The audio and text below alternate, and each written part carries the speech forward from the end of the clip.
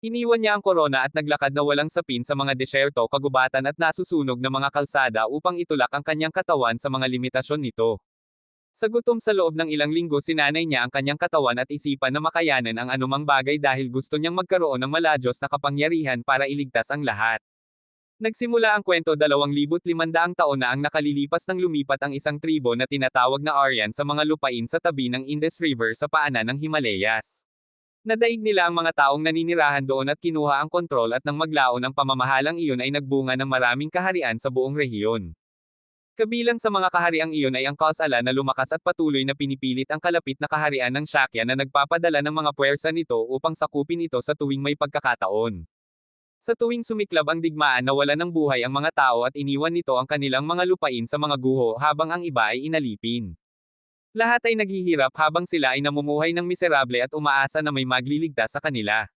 Samantala, sa isang templo ng monghe sa isang lugar sa Himalayas, naramdaman ng isang dakilang monghe na nagngangalang Asita ang isang malakas na presensya mula sa timog at hiniling sa kanyang disipulong si Naradada na bumaba sa bundok at tumungo doon upang maghanap ng isang dakilang tao na magiging hari ng Chakravartin.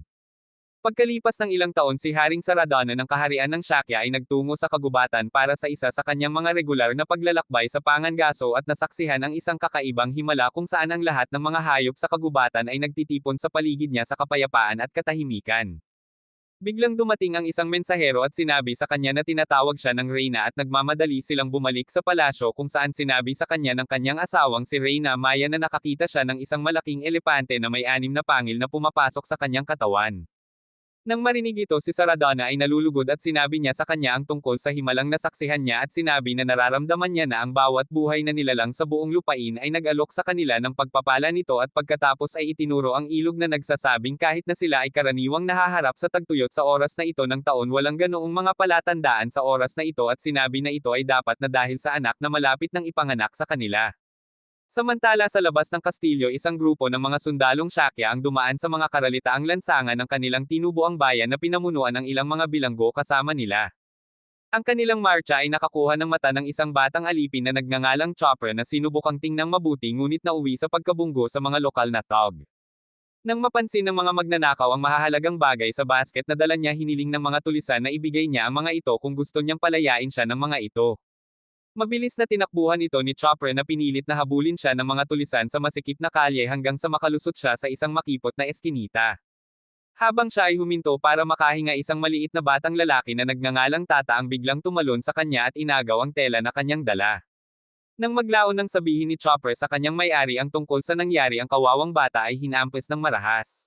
Sa sandaling marinig ito ng kanyang ina, sumugod siya at nakiusap sa may-ari na parusahan siya.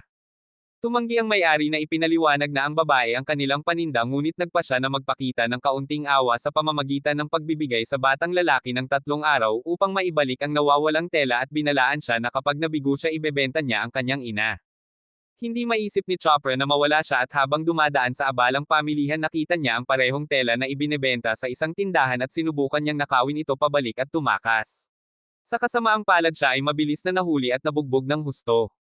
Pagkatapos nito, natitisod siya ng ilang hakbang at tahimik na nangakong gagawin ang lahat para pigilan ang mga mangangalakal ng alipin sa pagbebenta ng kanyang. Sa sandaling iyon, ang maliit na magnanakaw mula kanina na nagngangalang Tata ay lumitaw sa tuktok ng isang pader kasama ang kanyang mga kaibigan na pinagtatawanan siya. Hiniling ni Chopra na ibalik niya ang mga tela, ngunit mas tumawa lang ang bata at sinabihan ang kanyang mga kaibigan na atakihin siya. Pinatumba ni Chopra ang ilan sa kanila, ngunit sa lalong madaling panahon ay napuno siya ng kanilang mga numero at pinalo siya sa isang pulpol. Nakahiga na bagbog at pagod na pagod sa lupa, nakiusap siya sa bata na ibalik ang mga tela, sinusubukang ipaliwanag ang mga kahihinatnan. Di nagtagal, nagkamalay si Chopra sa loob ng isang sira-sirang barong-barong at nakita si Tata doon na tumawag sa kanyang kapatid na babae upang gamutin ang kanyang mga sugat. Dumating siya at binigyan si Chopra ng mapait na gamot na ginawa nila sa pamamagitan ng pagpapakulo ng anumang ugat na makikita nila sa malapit. Pagkatapos nito, nagpakilala si Tata at sinabing na ibenta na niya ang ninakaw niyang tela. Agad na sumigaw si Chopra bilang pagtutol, ngunit diretsyong sinabi sa kanya ng kapatid na babae ni Tata na nakaligtas sila sa pamamagitan ng pagnanakaw sa iba, at kinukutya siya na sinasabing siya ay nananaginip sa eskinita habang ang kanyang mga gamit ay dinadala. Ipinaliwanag ni Chopra na maaaring hindi na niya makita ang kanyang ina dahil doon na ikinalulungkot nila, at nag-aalok si Tata na tulungan siyang iligtas ang kanyang ina. Nang maglaon sa araw na iyon inakay ng mga mangangalakal ng alipin ang mga babae upang ibenta sila kasama ng ina ni Chopra. Sa sandaling iyon lumitaw ang isang tigre mula sa gubat na pinatay ang parehong mga mangangalakal sa lugar. Pagkatapos ay ibinaling nito ang atensyon sa ina ni Chopra ngunit bago ito makaatake sumugod si Chopra na may hawak na mga bato. Gayunpaman bago niya maihagis ang mga ito ang tigre ay umatras sa mga palumpong kung saan ang espiritu ni Tata ay umalis sa hayop at bumalik sa kanyang katawan. Napapaligiran ng mga hayop na katayong nakangiti ang batang lalaki at nagkataon nakita ito ng isang dumaraan na monghe na nagngangalang Naradita at nagtaka kung ang batang lalaki ang pinagpala ng kanyang burong si Asita na sinabi sa kanya. Ngunit bago sila makapagdiwang dumating ang hukbo ng Kosala upang salakayin muli ang Kapilavastu ang kabisera ng kaharian ng Shakya. Ipinaliwanag ni Tata kay Chopra na ang kaharian ng Kosala ay gustong lumawak sa kanilang lupain at napagtanto na ang hukbo ay dadaan sa kanyang nayon. Iniisip ang tungkol sa kanyang pamilya nagpanik siya at nagmadaling makarating sa nayon sa tamang oras. Ang general ng hukbo ni Kosala ay tila isang malupit at walang awa na tao na natutuwa sa paningin ng pagpatay tumatawa na parang baliw. Habang tinatahak ng hukbo ni Kosala ang nayon ang batang lalaki ay desperadong tumakbo para hanapin ang kanyang ina at kapatid na babae at natagpuan silang patay. Dahil sa kalungkutan nanumpa ang bata na maghaiganti at nangako si Chopra na tatabi sa kanya. Nang maglaon ng gabing iyon ang hukbo ni Kosala ay nagtayo ng kampo upang ipagdiwang bago magtungo sa kabisera si Chopra at Tata ay lihim na nagmamasid sa kanila mula sa malayo bigo sa kung gaano kahirap maabot ang general. Pagkatapos ay tahimik na sinabi ni Tata kay Chopra ang kanyang plano at inilagay ang kanyang espiritu sa isang kabayo sa hukbo ni Kosala at ginamit ito upang magdulot ng kaguluhan. Sinamantala ni Chopra ang sandali at tumalon sa inaalihan na kabayo upang makalapit sa general bago tumilapon ang ilang mga araw at ibinato ang mga ito sa general. Ngunit ibinaling ng general ang kanyang ulo sa huling sandali at makitid na nakatakas sa kamatayan. Sa ilang sandali natagpuan ni Chopra at ng kabayo ang kanilang sarili na napapalibutan ng mga sibat. Ngunit bago pa man sila makahampas isang pulutong ng mga balang ang biglang tumama sa kampo na nagdulot ng kaguluhan sa hukbo. Sa pagkuha ng pagkakataon hinabol ni Tata at Chopra ang general sa isang ilog kung saan nadulas ang general sa tubig. Ang kanyang swerte ay umiikot habang ang mga gutom na buwaya ay lumalapit na pinalilibutan siya habang siya ay nagpupumilit na manatiling nakalutang. Mabilis na kumilos si Chopra upang tapusin siya gamit ang isang palaso upang ipaghiganti ang pamilya ni Tata ngunit pagkatapos ay nag-alinlangan siya iniisip kung gusto niyang manatiling isang alipin sa buong buhay niya. Ang general na natarante at desperado ay tumawag inialay ang lahat ng kanyang kayamanan kapalit ng pagliligtas sa kanyang buhay. Hindi pinansin ang galit na protesta ni Tata pinatay ni Chopra ang mga buwaya isa-isa at pagkatapos ay sumisid at hinaila ang general sa kaligtasan. Humingi siya ng tawad kay Tata ipinaliwanag na ang lalaking ito ay maaaring maging susi sa pag-angat sa hanay ni Kosala. Tinatawag itong once in a lifetime na pagkakataon na ipinagkaloob ng langit inilatag ni Chopra ang kanyang plano na magkaroon ng impluensya sa hukbo at iginiit na ito ang tanging paraan para matakasan ng mga aliping tulad nila ang kanilang mahirap na buhay. Laban sa kanyang mas mabuting paghatol at ubiling sumang-ayon si Tata. Kinabukasan isang sundalo ang nagmamadaling pumasok upang sabihin kay Haring Sutthodana na ang hukbo ng Kosala ay nadulas mula sa ilog Rahini ng magdamag matapos mawala ang karamihan sa kanilang mga supply sa isang pulutong ng mga balang at ang General Buday ay naiulat na nawawala ngayon. Napangiti si Haring Sutthodana sa kaginhawahan ng magsimulang magsaya ang mga sundalong Shakya pagkatapos nito ay lumakad ang hari sa kanyang asawang si Maya at sinabing ligtas siyang makakabalik sa kanyang tinubuang bayan upang manganak. Kasabay nito dumating sina Tata at Chopper sa base camp ng Kosala. Nagpasalamat si Chopper kay Tata sa pagsang-ayon sa kanyang makasariling kahilingan bago siya hilingin na bumalik at sabihin sa kanyang ina na darating siya para sa kanya balang araw. Sa pag-alis ni Tata dinala ni Chopper si General Buday sa kampo kung saan ang mga sundalong Kosala ay sumugod sa kanya tumawag ng mga medek. Siya pagkatapos ay bumagsak kumikilos na parang dinala niya ang general sa lahat ng paraan hinahayaan ang eksena na maglaro ayon sa kanyang pinlano. Nang magkamalay ang general tinawag niya ang bata at tinanong kung paano niya ito mababayaran na sinabihan lamang siya ni Chopra na magpahinga ng maayos. Pagkatapos ay nag-aalok ang general na ampunan siya at binibigyan siya ng lugar sa kanyang paglilingkod at tinanggap ni Chopra ng walang pag-aalinlangan. Bumalik ang eksena sa kaharian ng Shakya kung saan dinadala si Reyna Maya sa kanyang tinubuang bayan. Ang kanyang mga gwardya ay nagtayo ng isang kampo malapit sa ilog ng Rahini dahil kailangan nilang tumawid para makarating doon. Ang bawat sundalo ay inutusang protektahan ang reyna sa lahat ng paraan. Sa madaling araw sa pagsikat ng araw ang mga hayop ay nagtitipon sa ilalim ng isang puno at nagiging malinaw na ang tagapagmana ay ipinanganak. Sinabi ng Reyna sa kanyang anak na ang buong mundo ay nag-aalok ng pagpapala nito ngunit sa lalong madaling panahon ang kanyang kalusugan ay nagsimulang mabaygo. Sinugod siya ng mga escort at ang bagong panganak pabalik sa kastilyo kung saan nagmamadaling sinalubong sila ni Haring Sadodana. Hiniling ni Maya sa hari na makita ang sanggol at hiniling na pangalanan niya ang batang lalaki na si Siddhartha. Ang hari ay ngumiti at sinabi na ito ay isang malakas na pangalan na nagpapakita ng kahulugan nito bilang ang isa na nakamit ang kanyang mga layunin. Habang humihina ang kanyang lakas hinawakan ni Maya ang sanggol at hinaplos ang kanyang mukha bago pumanaw iniwan siya sa pangangalaga ng kanyang ama. Ilang sandali pa dumating ang dakilang monghe na si Asita upang makita ang bata. Sa sandaling pagtitig niya ng mga mata sa sanggol ang monghe ay nabigla napansin na ang sanggol na itinuro ang isang daliri sa langit at ang isa sa lupa ay nagpapakita na siya ay walang katumba sa lupa o sa langit. Siya ay hinuhulaan na ang batang lalaki ay lalago upang maging isang Chakravartin King kahit na sa oras na iyon siya mismo ay hindi na mabubuhay upang masaksihan ito. Lumipas ang 10 taon at nakita namin ang isang grupo ng mga lokal na mananayaw na sinusubukang aliwin si Siddhartha ngunit siya ay nababato at umalis sa kanyang silid. Samantala dalawang maharlikang tagapaglingkod sina Vizier at Gotani ay dumating upang hanapin siya dahil nais ng kanyang ama na makita siya. Ang batang lalaki ay nagsalita mula sa likod ng puno at nagtanong muli sa kanila tungkol sa 4 na sistema ng caste. Inulit ng dalawa ang aralin na nagpapaliwanag na ang pinakamataas na caste ay tinatawag na Brahmins na kinabibilangan ng mga monghe na nananalangin para sa kaunlaran. Gayunpaman iniisip ng prinsipe na katawa-tawa na ang isang bansa ay maaaring umunlad lamang sa pamamagitan ng mga panalangin ng mga monghe. Sinisikap nilang hikayatin siya na siya at ang kanyang ama ang hari ay dapat sumunod sa mga Brahman at pagkatapos ay sasabihin na ang susunod ay ang mga Kshatriya na kinabibilangan ng mga dakilang mandirigma at maharlika na tulad niya. Pagkatapos ay ipinaliwanag nila na sa ibaba ng mga maharlika ay ang mga karaniwang tao at mga ngalakal na kilala bilang mga Vaishya at sa pinakailalim ay ang mga Shudra na kinabibilangan ng mga alipin at manggagawang manual. Itinanong ni Siddhartha ang katarantiduhan na ito na nagtatanong kung bakit ang mga alipin ay inilagay sa ibaba ngunit ang dalawa ay mabilis na sinamahan siya sa hari. Sa trono ang isang mandirigma na nagngangalang Bandaka ay pinupuri para sa kanyang trabaho sa Magadha at hinihimok siya ng hari na patuloy na magtrabaho para sa kaunlaran ng bansa habang hinirang niya siya bilang bagong general. Nang dumating si Siddhartha ipinakilala ng kanyang ama ang prinsipe sa bagong general na nagsasabing si Bandaka ay isang dalubhasang mamamana.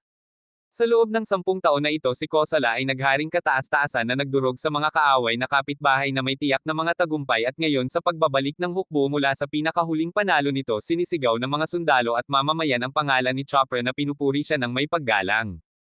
Alam ng lahat na kinuha siya ni General Buday bilang kanyang anak at kumalat ang balita sa buong hanay na si Chopra na ngayon ang napiling tagapagmana ng pamana ng general. Nakasakay sa maraming tao ngumiti si Chopra sa kung gaano kalayo na siya naakyat. Bumalik sa Shakya isang monghe ang nagtuturo sa mga bata ng Kshatriya na sinasabi sa kanila na dapat silang maging mahuhusay na mandirigma na may kakayahang talunin ang hukbo ng Kosala. Kabilang sa kanila bumangon si Siddhartha at nagtanong kung ano ang mangyayari sa mga patay pagkatapos ng kanilang libing ngunit ang guro ay nairita at sinabihan siyang umupo at ihinto ang pag-aaksaya ng oras. Ang mga kaibigan ng prinsipe ay nakipagtalo sa kanya na ang mga lektura ng matanda ay nakakainip at ginagawa nila itong lumaktaw sa klase. Ang maliit na grupo ay dumula sa kagubatan kung saan inamin ni Siddhartha na hindi pa siya nakakalabas ng palasyo.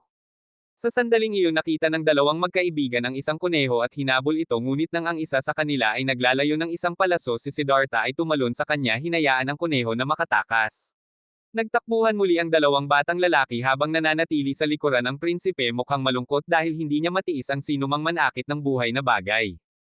Pag-alagala na mag-isa hindi nagtagal ay nawala siya sa kanyang landas at natagpuan ang kanyang sarili sa isang maliwanag na lugar kung saan ang isang monghe na madilim ang balat ay tumutugtog ng isang instrumentong pangmusika at si Siddhartha ay nakaupo sa harap ng lalaki iniisip kung ang lahat ng ito ay panaginip lamang. Samantala si Jateka ay natigil sa paglubog ng putik at sumisigaw ng tulong. Sinubukan ni Siddhartha at ng isa pang batang lalaki na hilahin siya palabas gamit ang isang puno ngunit ang batang lalaki ay makakahawak lamang sa mahinang dulo na pumuputok sa sandaling mahawakan niya ito at siya ay lumubog ng mas malalim hanggang sa mawala ang kanyang buhay. Dahil sa pagdadalamati tumakbo ang prinsipe sa kanyang madrastra at niyakap siya nito gumaan ang pakiramdam na ligtas na siya ngunit nang sumigaw siya na namatay na si Jateke siya ay nagkasakit sa kalungkutan. Hinimok niya itong magpahinga pagkatapos ay pumunta sa hari sinisisi ang sarili sa trahedya ngunit sinabi ng hari sa kanya na ang kahinaan ng bata ay nagmumula sa kanyang kapanganakan na ina si Maya at tiniyak sa kanya na inaalagaan niya ito ng mabuti. Pagkatapos ay ipinahayag niya na ngayong ang bata ay umabot na sa edad na 10 oras na upang simulan ang kanyang pagsasanay sa martial arts. Kinabukasan habang si Siddhartha ay mapayapang nakaupo at nakikipaglaro sa isang paru-paro biglang pinatay ng isang palaso ang paru-paro na ikinagulat at ikinagalit ng prinsipe nang lumitaw ang general ng kanyang ama na si Bandaka na sinundan ng malapitan ng hari na nagpaalam sa bata na ang lalaking ito ang kanyang magiging tagapagsanay sa martial arts mula ngayon. Inutusan ni Sadodana si Bandaka na huwag maging madali sa kanya dahil lang sa siya ay isang prinsipe at malugod na sumang-ayon ang general.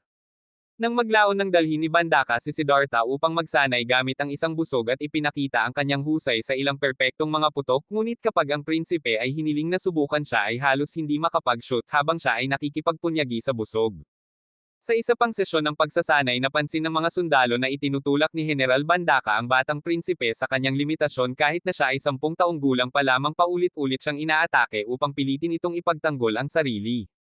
Habang nagpapatuloy ang pagsasanay kinuha ng general si Siddhartha na nakasakay sa kabayo at nagsimulang barilin ang mga hayop para lamang sa libangan na nag-udyok sa batang lalaki na hilingin sa kanya na huminto.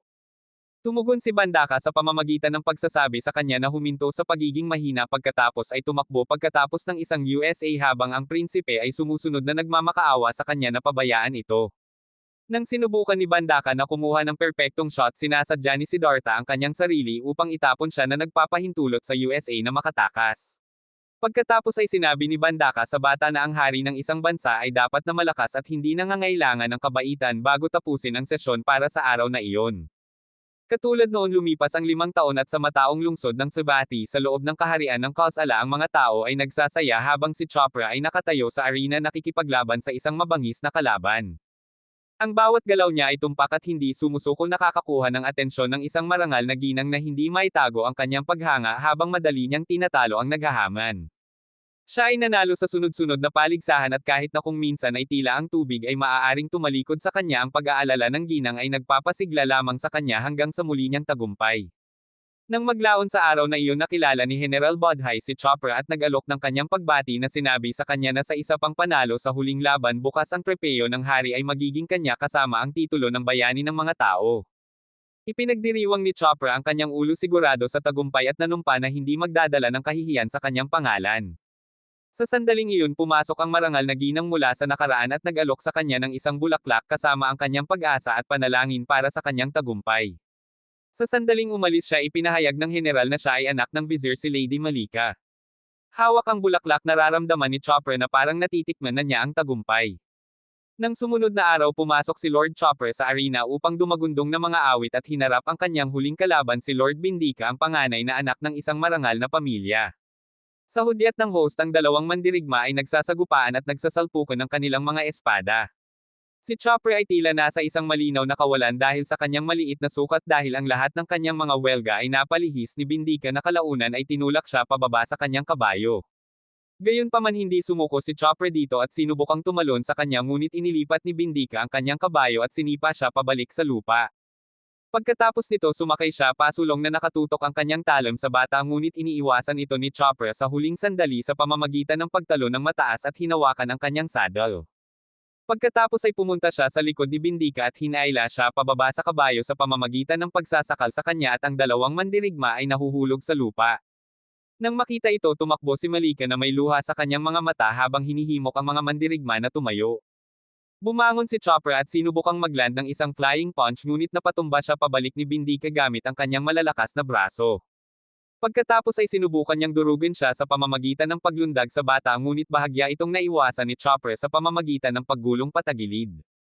Pagkatapos ay bumangon si Bindika at nagawang patumbahin si Chopra gamit ang isang suntok sa kanyang mukha at pagkatapos ay binuhat siya mula sa kanyang ulo at sinimulan siyang marahas na sinuntok pababa. Pagkatapos nito itinaas niya ang kanyang mga kamao bilang pagdiriwang ngunit muling bumangon si Chopra at sinabi sa kanya na hindi pa ito tapos. Nang makita ito kinuha ni Bindika ang kanyang espada at sinubukang putulin siya ngunit umiwas si Chopra at kumuha ng ilang mga bato upang maalis ang espada sa kamay ni Bindika sa pamamagitan ng paghagis nito. Pagkatapos noon mabilis niyang kinuha ang kanyang espada at itinutok ito sa kanyang mukha bago siya itinumba gamit ang taludtod ng espada upang mabali ang ilan sa kanyang mga ngipin. Sa pamamagitan nito idineklara niya ang kanyang tagumpay at nakuha ang titulong bayani ng bayan kasama ang trepeyo ng hari. Nang maglaon sa araw na iyon, personal na inaalagaan ni Lady Malika ang mga pinsala ni Chopra habang hinihiling niya itong maging banayad habang inaamin niya kung gaano kasakit ang panoorin ang buong laban. Samantala ang Vizier ay nakikipag-inuman kasama si General Bodhai at ipinahayag ang kanyang nais na pakasalan ni Chopra ang kanyang anak na babae. Masayang tinanggap ni General Bodhai ang panukala na itinuturing itong isang malaking karangalan para sa kanilang mga pamilya. Ngunit pagkatapos ay ibinahagi ni Vizier ang isang nakakagambalang tanong na nagtatanong kung si Chopra ay tunay na anak ng kanyang namatay na nakatatandang kapatid na babae na nahuli sa general na hindi nakabantay at natatakot siyang lumabas ang katotohanan. Naalala ni Bodhai ang gabi nang ang isang mababangkas na batang lalaki ay nagligtas sa kanyang buhay at tinawag si Chopra ng lihim sa hating gabi na nagbabala sa kanya na kung may makaalam na siya ay ipinanganak na isang Shudra, ito ay magdadala ng kapahamakan sa kanilang dalawa na humihimok sa kanya na panatilihin ang lihim sa lahat ng mga gastos pagkatapos ay iiwan siya sa babala. Samantala pabalik sa kaharian ng Shakya, si Siddhartha ay naging isang mabuting batang prinsipe. Hinahangaan niya si General Vandaka sa pagsasanay at ang mga sundalong Shakya ay nagmasid sa paghanga sa kung gaano siya kabilis lumaki. Ipinagmamalaki ni Haring Suddhodana na makita ang kanyang anak na lumaki ng napakalakas kahit na siya ay 15 taong gulang at sinang-ayunan din ng general ang pagsulong ni Siddhartha. Nang maglaon ng gabing iyon, ang prinsipe ay dumulas gaya ng dati kasama ang mga maharlikang gwardya upang ibalik siya, ngunit madaling nalampasan sila ni Siddhartha at nakatakas.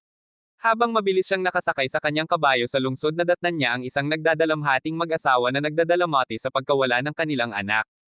Di nagtagal, mas maraming lalaki ang lumabas na nagsasabing sila ay mga outcast dahil sa sakit na namamaalamos kay Siddhartha para sa pera. Walang pag-aalinlangan, inalis ni Siddhartha ang kanyang mga damit na seda at mahahalagang burloloy, inihagis ang mga ito sa tabi habang ang mga naninirahan sa slum ay nag-aagawan upang agawin ang mga ito. Sa sandaling iyon, dumating ang ilang lokal na magnanakaw upang kunin ang mga kayamanan, sinisipa ang mga may sakit na mga itinapon sa tabi at pinagtatalunan na ang mga namamatay na tao ay walang silbi para sa gayong mahahalagang bagay dahil ninanakaw nila ang lahat para sa kanilang sarili. Matapos pagnakawan ng mga itinapon, ibinaling ng mga tulisan ang kanilang mga matako na mata kay Siddhartha, ngunit bago nila mahawakan ang batang lalaki, isang babae ang dumating sa pinangyarihan at inutusan silang iwanan siyang mag-isa. Tinawag siya ng mga tulisan na kapatid at nagreklamo habang binabalaan sila na kung sino man sa kanila ang saktan ang bata, lahat sila ay pupugutan ng ulo. Kahit nalilito at ubiling, sinunod ng mga tulisan ang kanyang utos at umatras.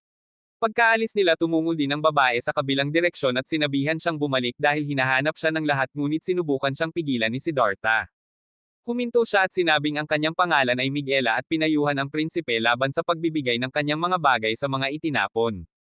Sinabi niya na ang mga ito ay kalahating patay na mga tao na inabandonan ng kanilang mga pamilya at ngayon ay naghihintay ng kamatayan na dumating at kitilin ang kanilang mga buhay.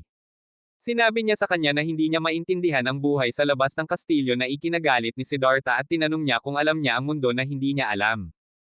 Kinabukasan, dinala ni Miguela ang prinsipe sa paligid ng bayan kung saan nalungkot si Siddhartha nang makita niya ang kinakain ng mga tao. Itinulak siya ni Miguela palayo, ngunit ang prinsipe ay patuloy na humihinto nang makita niya ang mga tao sa masamang kalagayan. Tinanong ni Miguela ang prinsipe kung bakit siya naakit sa lahat ng ito, ngunit bago siya makasagot, nasaksihan ng prinsipe ang isang alipin na binugbog ng masama dahil sa pagtatangkang magnakaw ng prutas at tumakbo. Umiiyak ang prinsipe habang napagtanto niya ang pinagdadaanan ng kanyang mga tao, ngunit ipinaliwanag ni Miguela na lahat ay mamamatay balang araw at lahat sila ay mga tao anuman ang kanilang kasta o katayuan. Kinalaunan ng araw na iyon, hindi makapag-focus ang prinsipe sa pagsasanay at umalis ng maaga. Tinawag niya itong isang magandang araw at sumakay upang makita si Miguela. Bumisita sila sa bayan at pinapanood ang lahat mula sa isang bangka. Tinanong ni Miguela si Siddhartha kung okay lang sa kanya na makasama siya ng ganito dahil karaniwang hindi siya papayagang makipag-usap sa kanya. Nang marinig ito, pinaalalahanan siya ng prinsipe tungkol sa sinabi niya tungkol sa kanilang kapwa-tao. Nang marinig iyon, itinulak siya ni Miguela sa tubig, hiniling na lumangoy kasama niya habang pinapanood ni General Vandaka ang lahat ng ito ng may masamang ngiti. Nang maglaon ang prinsipe ay tinawag sa isang madla kasama ang hari at siya ay napag-alitan kapag tinanong ng hari kung siya ay gumugugol ng oras sa isang hamak na karaniwang tao. Naiinis ang prinsipe nang marinig niyang tinawag ni Suddhodana si Miguela na isang hamak na karaniwang tao at sumisigaw bilang pagtutol, ngunit ang hari ay sumigaw pabalik sa kanya na nagsasabing siya ang kinabukasan ng kaharian at dapat na palakasin ang bansa. Umalis ang hari habang pinagbabawalan niya ang prinsipe na umalis sa kastilyo habang si General Vandaka ay nakikinig at masayang ngumingiti. Kinagabihan habang hinahangaan ni Miguela ang kagandahan ng ilog nagpakita ang general at ipinaaresto siya ng kanyang mga tauhan at itinali sa krus para bitayin. Habang sinisigaw niya ang pangalan ni Siddhartha sinisikap niyang makawala sa mga gwardya upang maabot ang kanyang ama at itigil ang pagpatay. Lumaya si Siddhartha at sinundan ang kanyang ama hinihiling na malaman kung bakit niya inaresto si Miguela. Sinabi ng hari na siya ay nasa isang pulong ngunit ang prinsipe ay sumigaw sa kanya na palayain siya kaagad. Tinanong ng hari kung pinag-uusapan niya ang babaeng tulisan at nilinaw ni Siddhartha na hinding-hindi niya ito mapapatawad kung papatayin niya ito. Habang tumatanggi ang hari iginuhit ng prinsipe ang kanyang talon sa harap ng lahat tinanong ang hari kung nasusumpungan niyang napakahiyang pag-ibig. Ibinaling ng hari ang kanyang mukha habang pinapaalalahanan niya ang batang prinsipe ng kanyang mga tungkulin bilang prinsipe sa bansa ngunit patuloy na hinihiling ng prinsipe na iligtas si Miguela. Nang makita ang kanyang anak na puno ng galit sa kanya pumayag si Sotadana sa kanyang kahilingan na palayain ang bandido sa kondisyon na pakasalan niya si Prinsesa Yasodhara ng kalapit na bansa. Nang marinig iyon nakaramdam ng pagkasuklam ang prinsipe ngunit habang sumisigaw ang mga tao na patayin si Miguela kinalman niya ang sarili at tinanggap ang panukala sa ilalim ng presyon.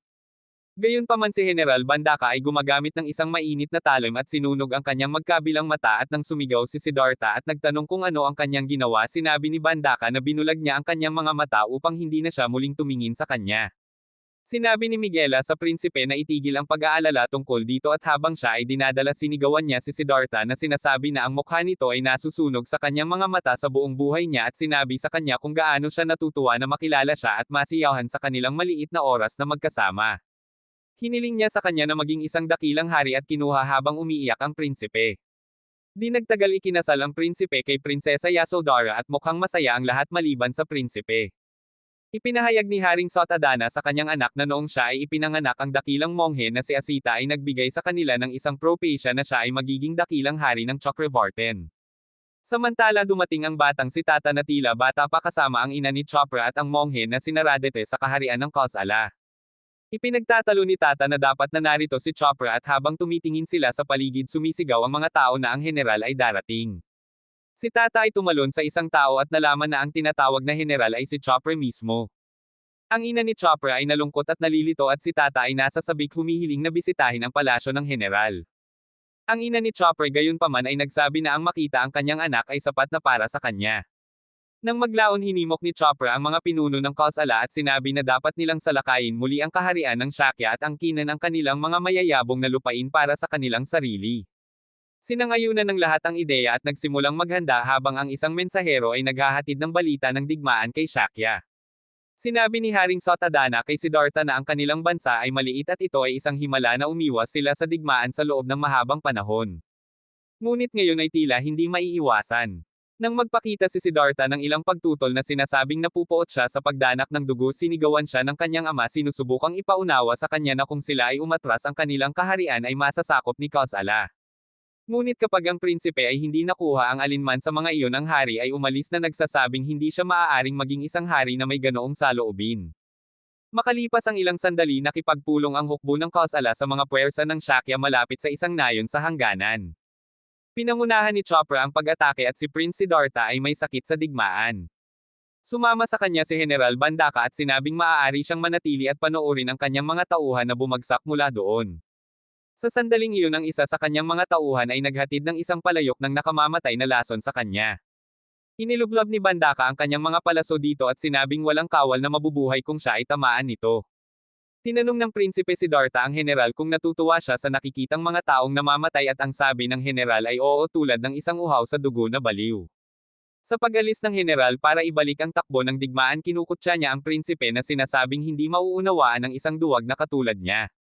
Habang nagpapatuloy ang labanan si Chopra ay nagngangalit habang si Prinsipe Siddhartha ay pumapasok sa larangan ng digmaan.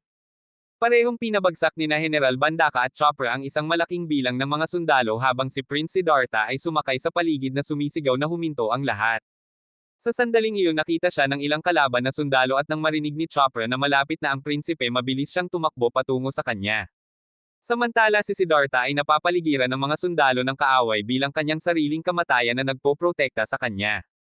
Nakita ni General Bandaka si Chopra na papunta sa prinsipe at sinundan siya. Binaril niya si Chopra ngunit nabigo at kinilala niya ang lakas ng bayani ng Kosala at sinabing hindi niya ito madadaanan ng mga ordinaryong taktika at nakaisip siya ng masamang ideya. Dinampot niya ang isang bangkay ng kaaway at inilagay sa harap niya habang binabayo si Chopra na nagpapanggap na isang kaalyado. Sa sandaling naunahan niya siya, pinaikot ni Bandaka ang kanyang kabayo patungo kay Chopra at binaril siya ng isang nakakalaso na palaso, ngunit sa halip na bumagsak, hinaila ito ni Chopra at bumaling pabalik, pinatumba si Bandaka sa kanyang kabayo. Pagkatapos nito, dumiretso siya sa Siddhartha habang ang Bandaka ay nagtataka kung bakit hindi gumagana ang kanyang lason. Sinisingil ni Chopper si Siddhartha sa buong bilis, ngunit sa pinakahuling sandali si Siddhartha ay tumingin sa kanya na may mga mata na puno ng awa na may marilag na aura sa paligid niya. Pagkatapos ay sumipa ang lason ni Bandaka at pinalampas ni Chopper ang kanyang pag-atake. Habang nahuhulog siya sa kanyang kabayo, iniisip niya ang tungkol sa banal na presensya na naramdaman niya at kung paano tumusok ang mga mata ni Siddhartha sa kanyang kaluluwa na nagpapaisip sa kanya kung mamamatay ba siya habang hawak pa rin ang kanyang mga pagsisisi. Nang makitang bumagsak si Chopper sa lupa, nanginginig mula sa lason, malakas na ipinagmalaki ni Bandaka na siya ang nagpabagsak sa general ng kaaway bago inutusan ang kanyang hukbo na durugin ang kalaban. Sa gayon, ang dalawang hukbo ay umatras na naiwan lamang ang kamatayan at pagdurusa. Bumalik sa tahanan ni Budhai sa Kosala, sinabi ng pari na kumalat ang lason sa katawan ni Chopper at hindi siya maliligtas. Sa sandaling iyon, dumating si Malika at ang kanyang ama upang magtanong tungkol kay Chopra at sumagot si Budhai na magiging isang himala kung mabubuhay siya hanggang bukas. Nang marinig iyon, tumakbo ang isang ardilya na sinapian ni Tata patungo sa mga slums kung saan siya bumalik sa kanyang katawan at sinabi sa kanyang ina na hindi na maliligtas si Chopra na nagpapanik sa kanya at sinubukang tumakbo palabas upang makita siya bago maging huli ang lahat. Ngunit pumasok si Naradete at sinabing baka may alam ang kanyang Panginoon ng Lunas. Dahil maaaring lumipad si Tata sa Himalaya sa isang gabi gamit ang kanyang kapangyarihan, nag-aalok siya na ihatid ang mensahe. Naghanda si Naradete ng liham at binati si Tata ng magandang kapalaran. Sa pamamagitan ng pagkakaroon ng maraming hayop, tumakbo siya ng milya-milya at pumailang lang sa langit at sa wakas ay nakarating sa lugar kung saan nabigla ang lahat habang lumilipad siya at lumapag sa harap ni Master Asita na may dalang sulat. Natigilan ang matandang monghe nang mabasa niya ito at naglakad patungo sa gilid ng burol sa labas at direktang nagpadala ng espiritual na mensahe kay Naradete gamit ang kanyang kapangyarihan. Pinagalitan niya siya dahil sa pag-aaksaya ng buhay ng napakaraming hayop para lamang mailigtas ang isang batang lalaki, ngunit naninindigan si Naradete, sinabing kailangan niyang iligtas si Chopra anuman ang mangyari. Nang marinig ito, binalaan siya ni Master Asita na siya ay magiging isang mabangis na hayop sa natitirang bahagi ng kanyang buhay bilang parusa at sasabihin sa kanya ang tungkol sa lunas. Mabilis na isinigaw ni Naradete ang antidote recipe sa ina ni Chopra bago nawala ng malay at tumakbo sa ilang na parang aso. Naluluha siya nang makita ito, ngunit nabuhayan siya ng loob nang malaman na mabubuhay si Chopra. Nang maglaon sa lugar ni Budi, nakiusap ang ina ni Chopra kay Budi na ibigay ang lunas kay Chopra. Pumayag naman siya at pagkatapos nilang ibigay ito sa kanya, namangha ang doktor nang makitang binuksan ni Chopra ang kanyang mga mata. Kasabay nito, tinanong siya ng asawa ni Siddhartha kung hindi siya natutulog dahil may bumabagabag sa kanya, kaya sinabi niya sa kanya na nakakaramdam siya ng kakilakilabot na makita ang mga taong nagkakasakit at namamatay araw-araw habang wala siyang ginagawa tungkol dito. Iniisip niya kung may maitutulong ba siya at kung dapat ba niyang baliwalain ang lahat. Tumayo siya at sinabing hindi man lang niya napagtanto kung gaano kapuno ng pagdurusa ang buhay dahil sa kanyang marangyang pagpapalaki bilang isang prinsipe, habang kahit ang mga Shudra ay mas alam ang mundo kaysa sa kanya. Sinabi niya na determinado siyang tuklasin ang katotohanan ng mundo at pagkatapos ay sasabihin sa kanya na huwag mag-alala at matulog. Bumalik sa mansyon ni Budi, ang ina ni Chopra ay nakakulong sa basement habang sinabi sa kanya ni Budi na si Lady Malika ay dumating upang makita siya. Pagkatapos, kapag nag-iisa siya kay Chopper, pinaalalahanan niya ang bata na manatili sa kwento na siya ay anak ni Lord Budi at burahin ang lahat ng alaala ng kanyang buhay magsasaka. Nang marinig ito, naging kainahinala si Chopper at nagtataka kung bakit niya ito sinabi ngayon, ngunit nang marinig niya si Budi na sinasabi sa kanyang mga katulong na huwag banggitin ang babaeng nagdala ng antidote, na pagtanto niyang may sira. Sa basement, naghahanda ang dalawang lalaki na patayin ang ina ni Chopra, ngunit tumalon si Chopra at ibinagsak ang mataba bago sinabihan ang payat na itago ang mga kamay sa kanyang ina. Nang marinig iyon, natigilan ang mga lalaki na tinawag ni Lord Chopra na ina ang isang magsasaka, ngunit bago nila ito masabi sa iba, mabilis na hinugot ni Chopra ang kanyang espada at pinatahimik sila. Pagkatapos noon, niyakap siya ng kanyang ina at sinabing lumaki na siya ng husto, ngunit sa kanilang magandang pagsasama-sama napansin ni Chopra ang matabang lalaki na sumusubok na tumakas at hindi siya napigilan. Sinusubukan niyang habulin siya, ngunit bumukas ang kanyang mga sugat at kinailangan siyang buhatin ng kanyang ina sa hagdan.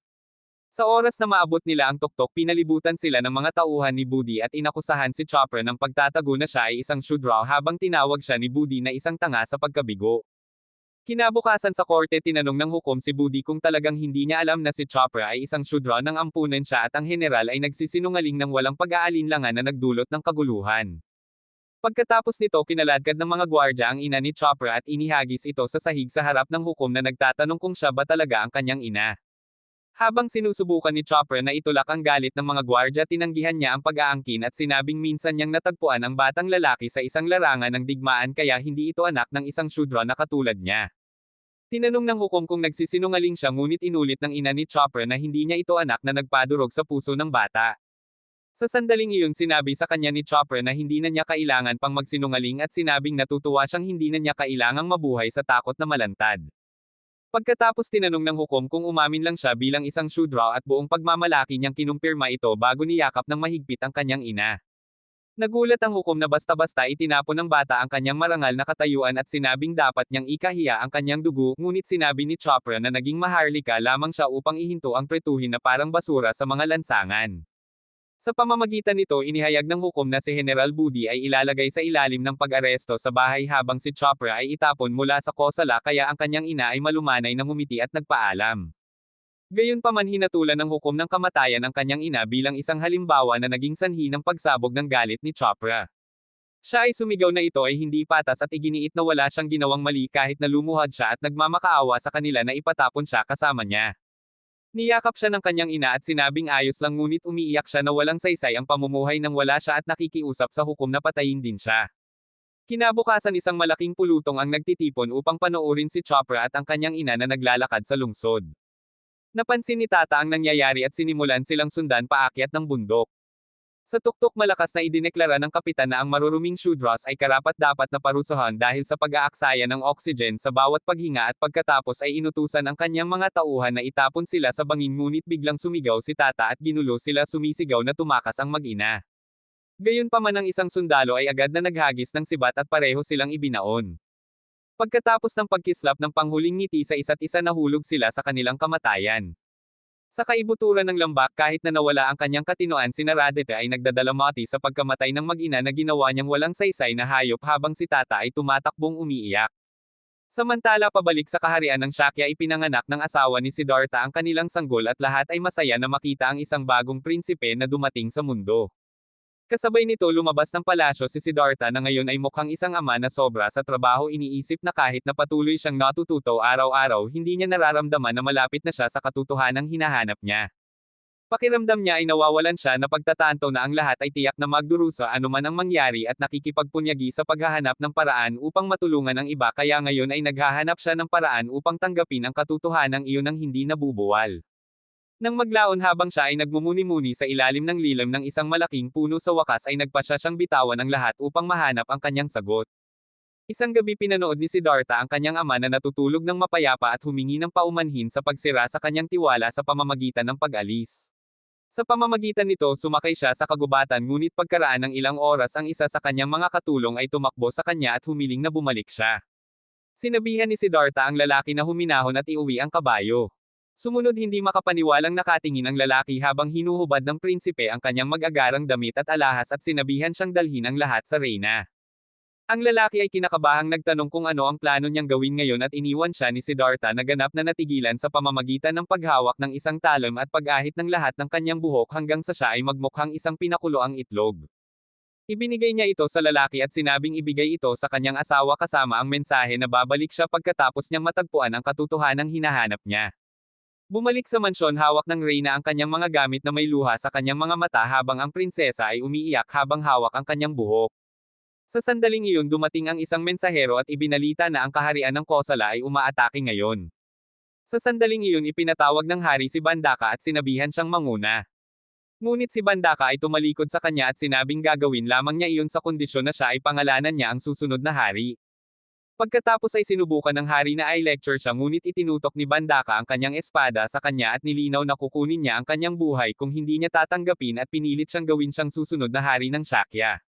Sa larangan ng digmaan sumulong ang napakalaking hukbo ni Kosala habang pinamumunuan ni Bandaka ang mga puwersa ng Shakya bilang bagong hari. Sa ilalim ng utos ng bagong hari pinaulanan ng mga mamamana ng mga palaso ang kanilang kaaway at pinutol ang mga kawal habang papasok si Bandaka at ibinaba ang mga lalaki sa kaliwat kanan. Pagkatapos pinasok ng mga sundalong Kosala ang kanilang mga elepante at pinilit siyang umatras ngunit pinutol ni Bandaka ang kanilang mga palaso at sinalamin pa ang mga ito bago tumalon sa ibabaw ng mga elepante sa kanyang kabayo at mabilis na tinapos ang mga ito. Binabaluktot niya ang kanyang mga kaaway at kinukutya ang mga ito sa pagiging mahina bago pumatay ng isa pang kawal at tumatawa habang sumisigaw na mula ngayon mas mabuting tandaan na nila ang pangalan ng kanilang bagong hari. Sa sandaling iyon diretsong lumipad ang isang sibat sa kanyang bibig at tinusok siya hanggang sa mamatay na minarkahan ang pagtatapos ng digmaan. Maya-maya lumakad si Siddhartha sa bundok ng mga katawan habang nakakaramdam ng matinding kalungkutan tungkol sa kalunos-lunos na kapalaran ng lahat at dahan-daang ipinikit ang mga mata ni Bandaka. Pagkatapos nito ipinalakpak niya ang kanyang mga kamay sa unang pagkakataon sa kanyang buhay at buong pusong nananalangin para sa mga kaawa-awang kaluluwang nawala pagkatapos ay lumayo sa kaharian na minsan niyang tinawag na tahanan. Samantala si Naradete ay patuloy na naninirahan sa kagubatan tulad ng isang hayop at sina Mighela at Tada ay sumusunod din sa kanilang sariling daan. Sinimulan ni Siddhartha ang kanyang paglalakbay upang matuklasan ang isang tunay na landas habang binabantayan siya ng kanyang ina mula sa langit. Makalipas ang maraming taon sa isang madilim na gabi tinambangan ng isang gang ng mga bandido ang isang matabang mangangalakal at ang kanyang kampo. Ang takot na mga lalaki ay tumakas habang ang pinuno ng gang na lumalabas na isang ganap na nasa hustong gulang na si Tada ay pinagtatawanan ang mga duwag. Sa sandaling iyon tinawag siya ng mga tauhan ni Tada matapos matuklasan ang mahahalagang paninda ng mga ngalakal. Si Miguel ay bahagi rin ng kanyang gang at iminungkahi niya na dalhin nila ang pagnakawan sa kalapit na nayon kung saan sila tumutuloy dahil sasalakayin muli ni Kosala ang kaharian ng Shakya. Sa pag-alala sa ginawa ni Kosala sa kanyang matalik na kaibigan nanumpa si Tada na babayaran niya sila sa kanilang mga krimen. Noon lang napansin niyang may nakaupo sa isang bato at nalaman niyang isa lang itong monghe. Tinanong siya ni Tada kung kilala niya ang prinsipe ng kaharian ng Shakya na nagngangalang Siddhartha na iniwan ang lahat at naging monghe. Sinabi ni Tada na si Siddhartha ay isang tanga para sa paglayo sa isang buhay na marangyang buhay ngunit ito ay nakakainis sa monghe at ipinaliwanag na ang ascetico monghe ay hindi sinasaktan ang kanilang sarili ng walang dahilan. Ginagawa nila ito upang makakuha ng merito para sa kabilang buhay. Nang marinig ito tinawanan lang siya ni Tada at nagbiro si Miguel na gagawin niya ang isang perpektong ascetico na monghe dahil ang buong buhay niya ay walang iba kundi ang pagdurusa. Pagkatapos nito hinahamon niya ang monghe at sinabi na kung talagang naniniwala siya na ang layunin niya sa buhay ay magdusa dapat niyang magustuhan ang mga mata nito para patunayan ito. Nang marinig iyon ng monghe ay kumuha ng sulo at lumuhad at walang pag-aalinlangan itinulak ang nasusunog na sulo diretso sa butas ng kanyang mata. Kinabukasan napansin ng isang mangangaso na masyadong mahaba ang buhok ni Siddhartha para sa isang monghe at inalok siya ng labaha at iniimbitahan pa siyang umuwi upang mag-ayos. Pagbalik sa kanyang bahay binigay niya kay Siddhartha ang isang bagong robe sinasabing ito lang ang maya-alok niya. Sa sandaling iyon dumating ang isa pang monghe na may sunog na mata humihingi ng tubig. Ipinakilala ni Siddhartha ang kanyang sarili habang ang monghe ay nagtataka kung siya ba ang Shakya na prinsipe na narinig niya at pagkatapos ay ipinakilala ang kanyang sarili bilang Depa. Pagkatapos nito bumalik ang mangangaso na nagsasabing ang kanyang panganay na anak si Esaji ay nais ding maging monghe at hiniling sa kanila na kunin siya bilang isang disipulo. Sinabi ni Siddhartha na hindi siya kumukuha ng anumang mga alagad sa ngayon at itinuro ni Depa na ang kanyang pamilya ay malamang na gusto lamang ng mas kaunting mga bibig upang pakainin. Sa pag-alis nila napansin ni Depa si Siddhartha na nakatitig sa kanya at ipinaliwanag niya na sinunog niya ang kanyang mata upang patunayan kung gaano siya kaseryoso sa ilang mga nagdududa. Binanggit din niya na ang kanyang amo na si Naradete ay isinuko ang lahat at naging isang hayop upang mamuhay ng isang dalisay na buhay na walang pagnanasa. Sinabi ni Depa na naniniwala siya sa ascetisismo na ang ibig sabihin ay lalo siyang nagdurusa ngayon mas magiging maayos ang susunod niyang buhay. Pagkatapos nito nagpasya silang magtungo sa ascetic forest at sa kanilang paglalakbay napansin nila ang Asagiel na sumusunod sa kanila sa pamamagitan ng pagbuhos ng ulan at sa isang punto kapag pinutol niya ang kanyang sarili ng isang makamandag na halaman at halos malunod tumalikod si Siddhartha at hinayla siya palabas. Habang naglalakad sila sa ilog sinabi ni Depa kay Siddhartha na iwanan ang bata dahil hindi siya makakarating ngunit patuloy siyang dinadala ni Siddhartha hanggang sa desyerto. Doon nakasalubong nila ang ilang sundalong Kosala na nangangaso kasama ang kanilang batang prinsipe. Matapos tapusin ang isang USA lumapit sila sa mga monghe at ang batang prinsipe ay nakaramdam ng kakaiba sa titig ni Siddhartha ngunit pagkatapos ay lumingon siya na iniisip na sila ay mga regular na monghe lamang. Sa sandaling umalis sila ipinaliwanag ni Depa na ang brat ay talagang prinsipe ni Kosala na nagngangalang Virdaka na ipinanganak mula sa hari ng Kosalan at isang aliping babae mula sa Shakya dahil niloko siya ng hari ng Shakya sa pamamagitan ng pagtatanghal sa alipin bilang isang maharlika. Pagkatapos noon ang mga monghe ay naglalakbay sa loob ng maraming araw sa nagliliyab na init at makakapal na kagubatan sa kabundukan hanggang isang gabi nang makita sila ni Tata at ng kanyang mga tauhan mula sa malayo at dumaan upang tanungin si Depo kung kumusta na siya. Si Depo ay tahimik na tumitig pabalik ngunit sinabi ni Siddhartha kay Tata na ang batang kasama nila ay nasa masamang kalagayan at nangangailangan ng paggamot ngayon. Nang marinig ito dinala sila ni Tata sa kanyang kampo kung saan nagtitimpla siya ng halamang gamot para kay Asaji. Ipinaliwanag ni Tata na ito ay ginawa gamit ang ilang mga halamang gamot na nasa kamay niya at kung mayroon pa siyang kapangyarihan mas marami pa sana siyang naipon sa pamamagitan ng pagkakaroon ng isang ibon.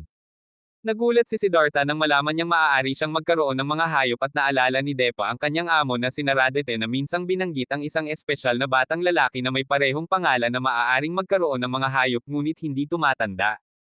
Ipinaliwanag ni Tata na pagkatapos niyang mawalan ng kapangyarihan bigla siyang lumaki at naging ganito. Sa pagtingin sa mahirap na kalagayan ni Asaji hiniling ni Siddhartha kay Tata na magdala ng mainit na kutsilyo dahil gusto niyang putulin ang namamagang binti at sipsipin ang lason. Pagkatapos gamutin ang bata dinala ni Tata ang kutsilyo upang isara ang sugat sa pamamagitan ng pagsunog nito at nagkaroon ng seizure dahil sa sakit. Sa sandaling iyon huminto ang kanyang puso at ang kanyang espiritu ay napadpad sa isang kakaibang kaharian kung saan lumitaw ang ina ni Siddhartha at sinabi sa kanya na hindi pa siya nakatakdang mamatay at kailangan niyang sundan si Siddhartha sa kanyang paglalakbay hanggang sa dumating ang kanyang huling araw. Bumalik sa tent si Siddhartha ay nagsasagawa ng chest compression hanggang sa muling magsimula ang kanyang puso. Sa sandaling iyon pumasok si Meghala sa tent na may dalang panggatong upang tanungin si Tata kung sino ang mga bisita.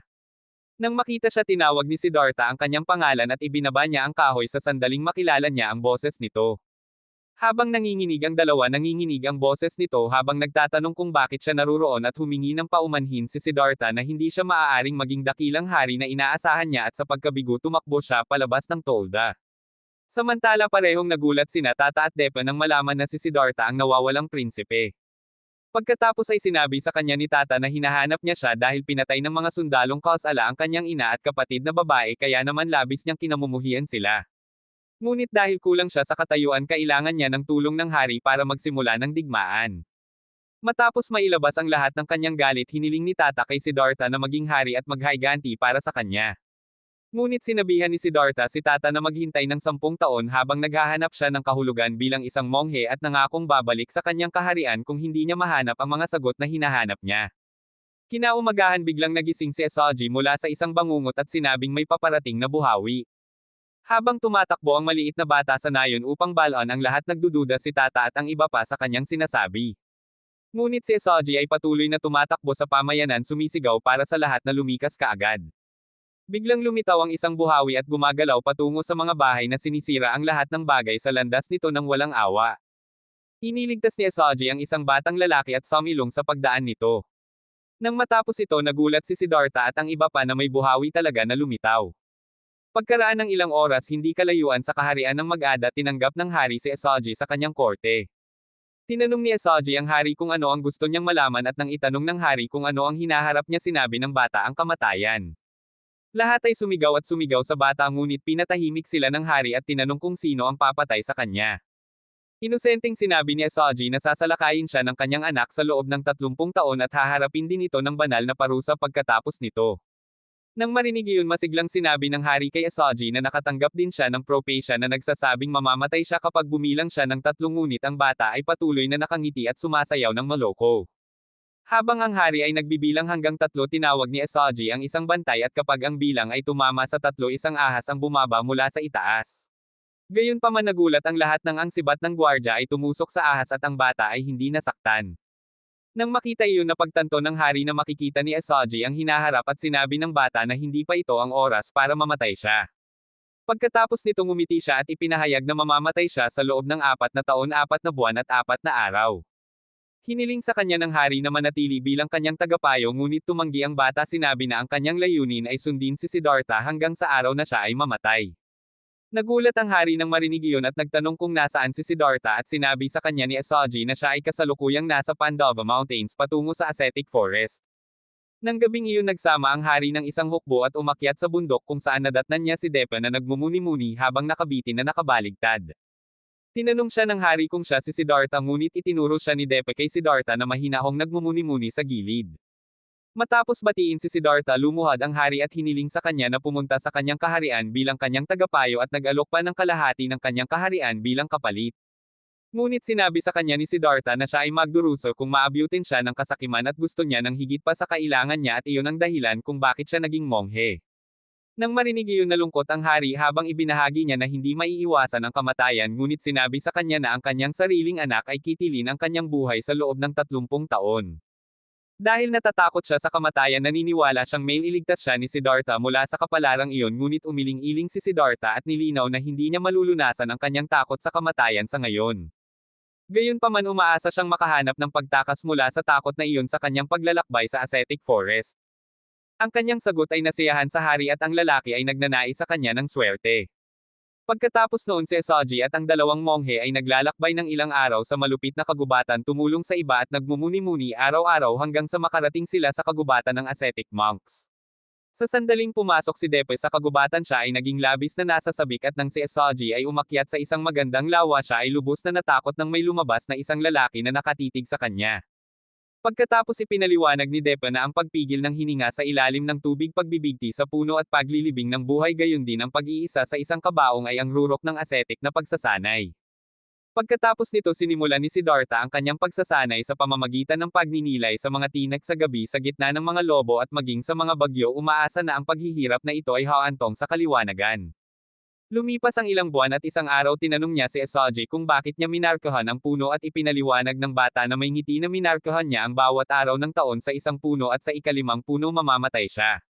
Si Siddhartha ay tinawag na baliw at tinanong siya kung hindi siya natatakot sa kamatayan kung saan sinabi ng bata na siya ay ngunit wala siyang kontrol dito. Nang marinig iyon humanga si Siddhartha at tinanong siya kung paano siya nabubuhay araw-araw ng walang takot at sinabi ng bata na ang kanyang layunin sa buhay ay nagpapanatili sa kanya tulad ng layunin ni Siddhartha na muling ipanganak bilang isang bagay na mas malaki kaysa sa tao at iligtas ang lahat. Ngunit nang tanungin niya kung paano niya may iligtas ang lahat tahimik na ngumiti si Esaji. Sa paglipas ng mga taon ipinagpatuloy ni Siddhartha ang kanyang ascetic na pagsasanay hanggang sa isang araw ay sumisigaw siya habang nakabaon sa ilalim ng mainit na buhangin at tinuruan siya ni Depa na ang sakit ay magdadala sa kanya sa kaligtasan. At nang tanungin ni Siddhartha ang baliw na monghe kung sinasabi niya sa kanya na mamatay kinumpirma ito ni Depa na nagsasabing ang layunin nila ay malaya sa kanilang tiwaling katawan ng tao. Nagulat si Siddhartha sa narinig at sinabi sa monghe na ayaw niyang mamatay ngunit nagalit ang lokong monghe at inutusan siyang magsanay hanggang sa mamatay siya.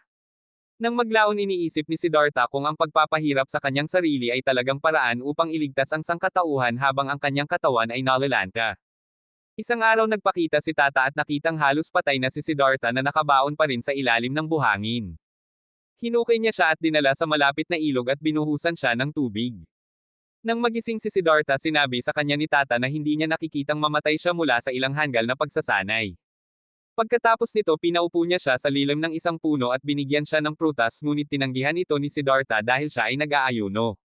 Sinabihan siya ni Tata na kumain pa rin ito ngunit pagkatapos ay dumating si Depa at ang iba pang mga asetiko na monghe at sinabihan siyang ihinto ang paggambala sa kanyang pagsasanay at umalis.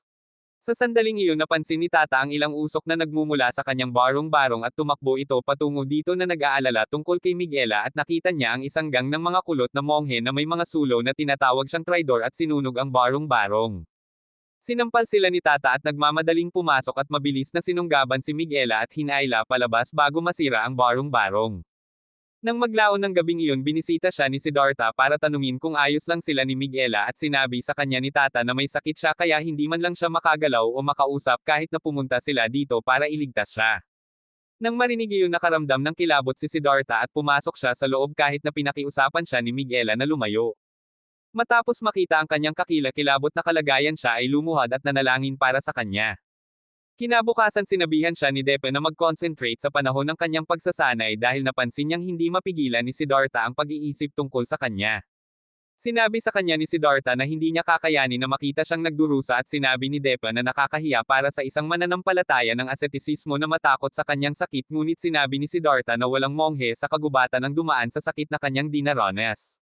Samantala dinadalhan ni Tata si Miguela ng pagkain ngunit tinanggihan niya ito. Sinabi niya sa kanya na iwanan siya dahil wala ng pag-asa para sa kanya at siya ay magiging malaya kapag siya ay pumanaw.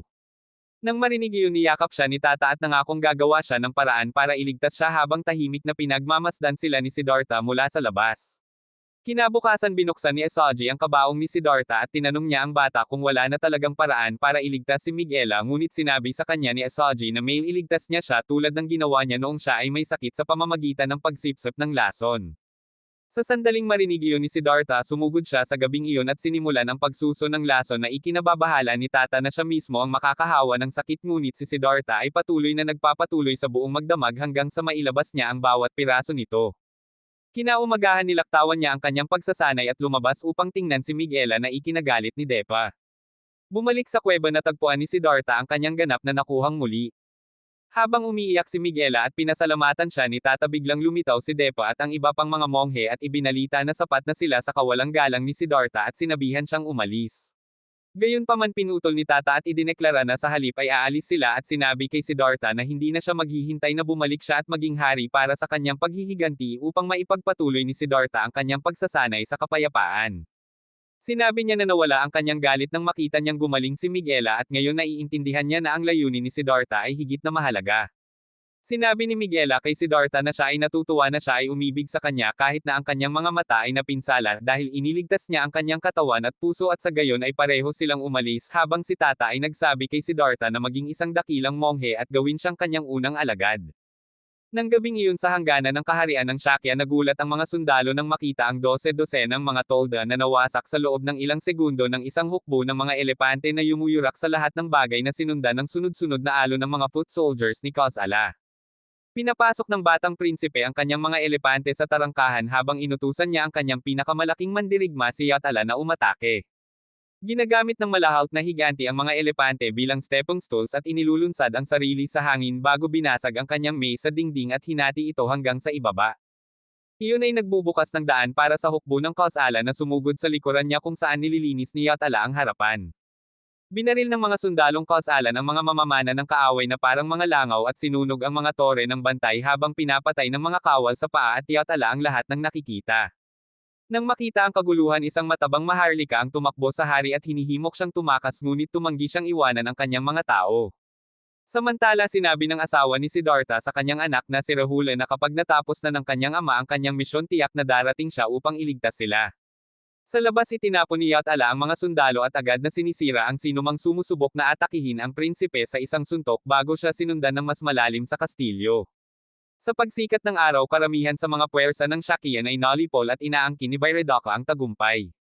Nang maglaon sa gabing iyon sa ascetic forest, sinabi ni Esoji kay Siddhartha na mamamatay siya sa susunod na kabilugan ng buwan, ngunit nahihirapan si Siddhartha na paniwalaan ang hitsura ng batang lalaki. Hinula ni Esoji na kakainin siya ng buhay ng mga lobo, ngunit nangako si Siddhartha na protektahan siya anuman ang mangyari. Nang maglaon ng si Siddhartha ay nagmumuni-muni, si Esoji ay nahulog mula sa isang bangin habang sinusubukang magnakaw ng mga itlog mula sa isang pugad, kaya siya ay nagmamadaling bumaba sa pinakamabilis na kanyang makakaya at natagpuan lamang ang batang lalaki na nakaligtas sa pamamagitan ng pagbagsak sa mga palumpong. Sumunod, ang batang lalaki ay halos malunod sa isang ilog na nagpapanik muli sa kanya, ngunit ito ay naging isang hindi nakakapinsalang takot. Gayon, ang gabi ng kabilugan ng buwan ay dumating at si Siddhartha ay nagtataka kung ang batang lalaki ay talagang mamamatay tulad ng kanyang hinulaang kahit na matapos niya itong itali sa isang puno. Habang siya ay nagmumuni-muni, isang kuneho ang gumagapang at kumagit sa mga lubid at sa oras na mapansin niya ang bata ay wala na. Hinahanap niya si Esoji sa lahat ng dako habang inaakay ng kuneho ang batang lalaki sa ilang mga palumpong, pagkatapos ay nahulog siya sa isang dalasdis at napunta sa harap mismo ng isang grupo ng mga gutom na sanggol na lobo. Sa pagtingin sa mga gutom na tuta ng lobo, ngumiti si Esoji at hinarap sila at sinabing pupunuin niya ang kanilang mga tiyan sa lalong madaling panahon bago humiga sa harap nila para dumating ang kanilang mga magulang at gumawa ng piging mula sa kanya. Pagkatapos noon, si Siddhartha ay naabutan at nahulog na katulad niya, ngunit ang pagkakita ng mga lobo na napunit sa kanyang maliit na kaibigan ay nag-iwan sa kanya ng takot. Sa gulat, tumakbo siya pabalik ng mabilis hanggat kayang buhatin siya ng kanyang manipis na mga binti at dumapo muna siya sa damuhan kung saan siya naluluha at nagsimulang umiyak ng malakas. Sa sandaling iyon, hinanap siya muli ni Depa at ipinagpatuloy ang pagsasanay ni Siddhartha ng mas brutal kaysa dati kahit na sinusunog siya sa isang pagkakataon. Nang makitang may natitira pa siyang buhay, itinali siya ng baliw na monghe sa isang puno at hinayaan siyang pakainin ng mga buwiter, ngunit napakasama ng loob ng kanyang mga kapwa monghe na kinaligan siya at sinabing sapat na ang kanyang nagawa. Si Siddhartha ay tumangging huminto kahit na matapos ang 10 araw na hindi umiinom ng tubig na nagpapaniwala kay Depa na naabot na niya ang rurok ng ascetisismo. Pagkatapos nito nagsimulang magnilay-nilay si Siddhartha sa isang bangin sa ilalim ng nasusunog na araw at nagpatuloy sa isang mabagyong gabi na umaawit sa kanyang isipan na dapat siyang maging isa sa kanyang kapaligiran. Isang araw hinaypa ng hangin ang kanyang payat na katawan sa ngunit kapag wala siyang nararamdaman iniisip niya kung sa wakas ay sumanib na siya sa kalikasan at kung ito na nga ba ang rurok ng asetisismo na binanggit ni Depa. Gayunpaman habang ipinipikit niya ang kanyang mga mata nakita niya ang kanyang sarili na umiikot sa isang hindi kilalang kaharian kung saan narinig niya ang boses ng kanyang ina na nagsasabi sa kanya na ang buhay ni Asaji ay sinadya upang ituro sa kanya ang katotohanan na ang lahat ng buhay ay bahagi ng isang ikot. Nang marinig iyon nawalan siya ng pag-asa ngunit inutusan siya nitong mabuhay. Pagkatapos niyang magising nakita niya ang isang mangkok ng sopa sa harap mismo ng kanyang mukha at pinaluha siya nito. Sa una sa tingin niya ay si Asaji ang nagdala nito ngunit ito pala ay isang mabait na babae mula sa isang kalapit na nayon. Sa sandaling nagpasalamat siya sa kanyang pagligtas sa kanyang buhay lumakad siya sa kagubatan at sinundan siya ng lahat ng mga hayop habang tinatawag niya silang magtipon na nagbabahagi ng aral na batas ng kalikasan para sa isa na kainin para sa kaligtasan ng iba. Tulad ng nangyari kay Asaji at sa mga lobo. Ngunit ang mga tao lamang ang kumonsumo sa isa't isa dahil sa kasakiman at iyon ang tunay na sanhi ng pagdurusa. Kasabay nito sa kaharian ng Kosala nilitis ang Haring Shakya kung saan iginiit niya na hindi na kailangan ng anumang karahasan. Ngunit ang prinsipe ng Kosala ay nanumpa na hinding-hindi niya patatawarin ang mga Shakya at si Siddhartha ay mamamatay sa kanyang kamay. Bumalik sa kagubatan si Siddhartha ay aalis na nang pigilan siya ni Depa at tinanong kung talagang aalis siya sa kagubatan. Matapos itong kumpirmahin ni Siddhartha nanumpa ang lalaki na hihijitin niya siya sa pagpapahirap sa sarili at patunayan na ang asetisismo ay ang katotohanan. Ngunit sinabi ni Siddhartha na napagtanto niya na ang matinding paniniwala ay walang kabuluhan kung kaya't siya ay mamumuhay na ngayon ng balanseng buhay kung saan siya ay lumalakad sa gitnang landas sa pagitan ng pagdurusa at kasiyahan. Napagtatanto na pinili ni Siddhartha ang sarili niyang landas inamin ni Depa ang pagkatalo.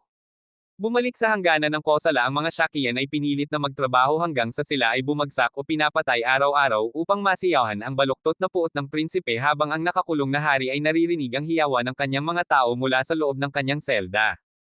Samantala ang ama ng prinsipe ay nagalit isang araw at hiniling na malaman kung bakit niya ikinulong ang kanyang sariling ina kasama ang mga aliping Shakya kung saan sinabi lang ng bata na siya ay isang maruming alipin ng Shakyan.